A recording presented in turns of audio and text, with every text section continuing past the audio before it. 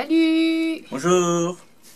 C'est parti mon kiki pour le Conquest numéro 17. Donc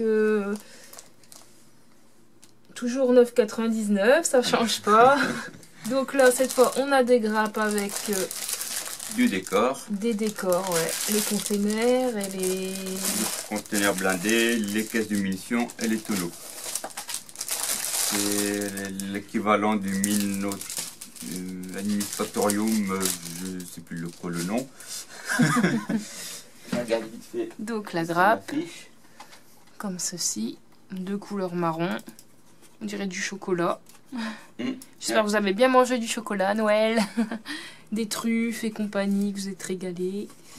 Voilà. Si on le mange, on risque l'indigestion. Ouais, ça non, je crois pas que c'est comestible. Donc le Conquest. Le Minitorium Armored Container. Minitorium, ouais. C'est un nom bien compliqué. Il est tordu. Qui à la base est dans une boîte vendue à Games Workshop en 3 grappes identiques. Donc là, on juste séparer les 3 grappes. Donc ça, c'était le numéro. Que je dis pas de bêtises. Donc ça, c'est monté. C'était le. Qu'est-ce que ça donne monter? C'était le numéro 13 que j'avais monté l'autre jour. Les petits bidons. Et puis les caisses de munitions. Des petites caisses de munitions avec le symbole impérial. Impérial, ouais. Je sais pas si on voit bien. Hop. Et sur le conteneur, donc là j'ai pas mis la deuxième porte, normalement il est fermé de côté où on peut le faire ouvrir. On le voit pas. Ouvert. Donc là j'ai laissé ouvert. On peut aussi retirer en haut les petites mitraillettes. Voilà, les boltons, on peut les retirer qui permettent de poser un autre conteneur dessus. D'accord, ok. Puis on les remet, c'est juste un petit système de trous, ça permet aussi de les faire tourner. D'accord. Ils sont amovibles. Voilà, oui.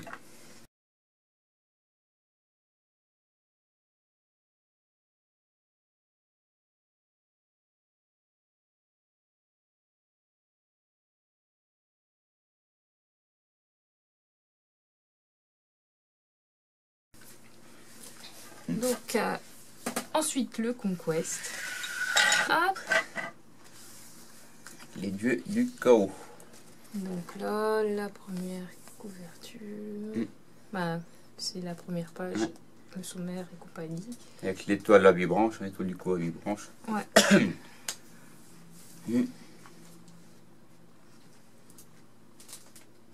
On voit le Nurgle ici. Ouais. Et de l'autre côté. Tsench. Ah oui. Khorne et Slaanesh. Ah ouais, d'accord, j'avais même pas fait attention en fait. Avec chacun leur couleur, hein, le vert pestilence, donc le bleu magie, bien. Le rouge sang et le violet. Donc Nurgle dans les tons verts. Là, comment c'est? Tsench dans les tons bleus. De la magie, du changement. Après ici, Khorne dans les tons rouges. Et Slaanesh du coup dans les tons roses. Péché, quoi, on va dire. Voilà. Donc c'est tapis dans les tréfonds du Warp, les dieux du chaos scrutent la réalité et observent la galaxie avec convoitise. Détruire est l'expression de leur nature et leur raison d'être. Implaçables et irrésistibles, ils vouent toute leur insondable énergie à l'effondrement de la raison et de la perversion de l'ordre. Voilà, un petit aperçu. Et voilà, leur symbole à chacun. Le symbole classique de chaque divinité. Donc ici, là on a Khorne, le dieu du sang, Nurgle, le seigneur de la déchéance, ici en vert, Tsench, l'architecte du changement, ici, et après Slaanesh, le prince noir. Et donc là, en figurine, avec les Conquest, on a du coup du Nurgle avec la Death Guard. Donc Khorne, ça s'écrit avec un E à la fin. Je pensais que ça s'écrivait sans E en fait. Non, si, il y a un E. Bah, depuis le temps que tu le vois dans les. Bah, j'ai jamais fait attention. Non. Donc c'est marqué: Khorne est le dieu de la guerre et du meurtre. Il rumine sa haine sur un trône d'airain au sommet d'une gigantesque montagne de crâne. Il ne désire rien d'autre que le carnage. Tsench est le dieu de la magie et du changement, le maître du cours du temps. C'est le grand conspirateur et l'architecte du destin. Ses plans sont vastes et complexes. Nurgle, seigneur du déclin et de la pourriture, Nurgle répand gaiement les épidémies et la corruption physique. Grand-père Nurgle veille sur ses petits adeptes et créations comme ses propres enfants. Slaanesh, cadet des dieux du chaos, Slaanesh est le seul à être divinement beau. Synonyme d'excès et de débordement, le prince du chaos incarne la décadence et l'avilissement. Voilà. Un petit passage vite fait avec le Wildwurf de décembre 2019, où on a dedans la prononciation de certaines divinités, dont notamment comment prononcer Korn, Slaanesh, donc Nurgle qui m'a la gueule, et Tsench. On s'est toujours demandé comment on devait le prononcer. Ah oui. Voilà. Tous les noms, les termes un peu exotiques, dans le Wildwurf de décembre 2019, ouais. Voilà. Donc voilà, le Wildwurf, petite parenthèse. La prononciation de aussi bien de Age of Sigmar que de 40 000, voilà. Donc ça, Dieu et monstre. Alors Sigmar se prononce Sigmar et son marteau Galmaraz se prononce Galmeraz. Ça c'est pour la partie fantasy, ça, Age of Sigmar. Et après il y a aussi la partie 40 000 ici. Ah ouais, donc il y a beaucoup de choses. On va pas tout lire. Parce que j'allais commencer, j'étais partie sur ma voie. En plus, tu commences au plein milieu de la page, toi. Ça démarre là. Mais tu me fais voir ça. Bah, c'était juste pour ça que je montre la Korn, la Bah, si ça vous intéresse, est-ce que ça vous dirait d'avoir une petite vidéo sur justement la prononciation de tout ce. Ou comment on les prononçait avant, comme les tyrandes. Ouais, au tout début, les tyrannides, je disais les tyrandes, et les scaven, je disais les scraven. Ouais. Donc, vive la prononciation, quoi. Après, c'est pas évident quand tu débutes là-dedans, déjà que je parle un peu patois et tout. Beaucoup de noms bien folkloriques, quoi. Aussi bien les anciens personnages que les nouveaux. Déjà, le propre français, c'est dur à prononcer. Ouais. Parfois, l'anglais, j'en parle même pas. Alors là, que c'est des noms, des fois, complètement chelous. C'est encore plus chaud, quoi. Donc voilà. Mais bon, c'est marrant. C'est les débutants, voilà. Il faut bien un début à tout et puis on apprend au fur et à mesure. Hein. Donc après, là, c'est les dieux du chaos. Donc là, il parle de Nurgle avec une magnifique illustration bien dégoulinante. Alors, des petits asticots, des bestioles avec leurs tripes qui pendouillent.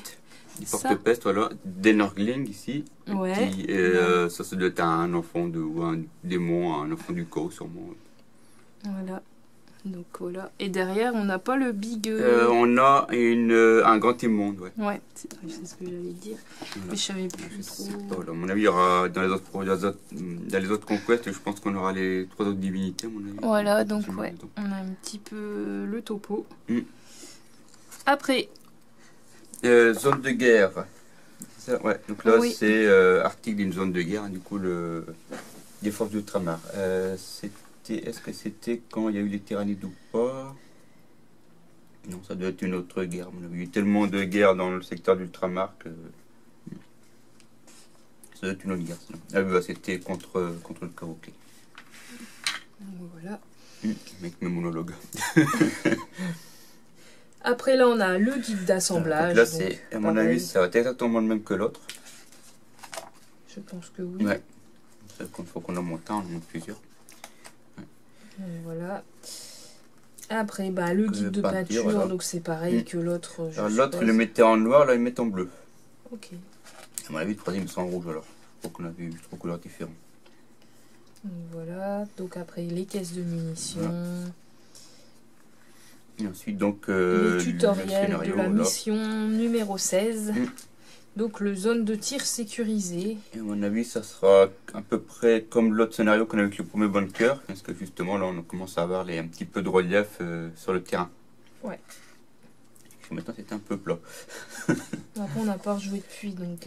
Ouais. Mais même le terrain, normalement il est plat, ça fait un peu de relief, c'est mieux. Ouais. Comme là il y a les décors pour se cacher et tout, c'est plus pratique. Les décors de Killzone, c'est quand même plus pratique en relief. Ouais. Donc après on a le tutoriel de déploiement de mission. Déploiement de mission, le tutoriel toujours 19. Et placer les objectifs. Donc voilà, c'est pour ce numéro. Et après, ben, les prochains Conquest. Donc pour le numéro 18, on aura 2 pots de peinture. Voilà, des petits pots de peinture. Ouais. Et on aura aussi, j'ai vu, un nouveau tapis de jeu. Ah oui, nouveau tapis de jeu inclus. J'avais pas passé, j'avais zappé de le dire. Ce qui nous changera en fait de celui-là, parce que en fait, dans les bateaux, on est toujours dans les docks, en fait, dans les soutes, enfin dans les hangars du vaisseau. Ouais. Il serait peut-être temps quand même qu'on quitte un peu le hangar, quoi. Ouais. T'avais plein de trous ce hangar. Et après, dans le numéro 19, on aura du coup des nouveaux personnages, donc Lord Feltius et la cohorte souillée. En fait, un chef et ses troupes. Voilà. Donc là, c'est intéressant, on fera une bonne économie, ce qui fait à peu près une quarantaine d'euros, je crois. D'accord. 39,40. Donc voilà, je vous monte en plus gros plan pour que vous voyez un petit peu mieux. Hop, voilà. Et ça sera du clipsable. Ok. C'est un easy to build celui-là.